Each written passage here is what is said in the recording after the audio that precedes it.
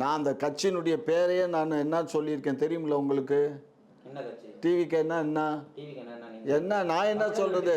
தமிழக வெற்றி கழகம் நீ சொல்ற, நான் சொல்றேன். அவங்க அதை தானே சொல்றாங்க. அவங்க அதை தானே அவங்க கட்சியோடைய கொள்கையிலேயே அதை தானே கொடுத்துருக்காங்க. விமானத்தில் இங்கேருந்து கோவாவுக்கு யாரு கூட போனாரு?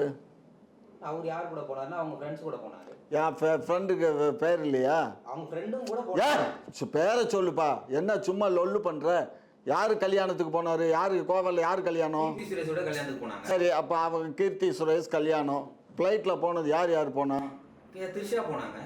அப்ப போனா என்ன ஃப்ரெண்டு கூட பாரு, ஃப்ளைட்ல போறதுல என்ன தப்பு? அதெல்லாம் ஃப்ளைட்ல போனது நான் தப்புன்னு நான் இப்போ உங்ககிட்ட சொன்னேன்னா அதை சொல்லல. அவங்க கட்சிக்கு பேரே அதைத்தான் வச்சிருக்காரு. அது எப்படி வச்சிருப்பாரு? நீ பாரு, அதை இன்சில எடுத்து போட்டு பாரு. போட்டு பாரு என்ன வருது பாரு. நீங்க சொல்லுவீங்க அவங்க அந்த மாதிரி வச்சு வைக்கல. அவங்க வைக்கல, நீ பாத்தியா? நீங்க பாத்தீங்களா? அப்படிதான் நான் தான் இந்த வெட்ட வெளிச்சமா தெரியுது இல்ல. கோவாவுக்கு போயிருக்காரு, யாருக்கு கல்யாணத்துக்கு போயிருக்காருங்கிறத வெட்ட வெளிச்சமா தெரியுது.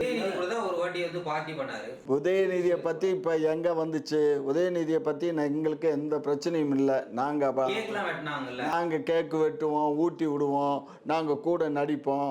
நாங்க அதை பத்தி நாங்க மறுக்கல. நீங்க ஏன் மறுக்கிறீங்க?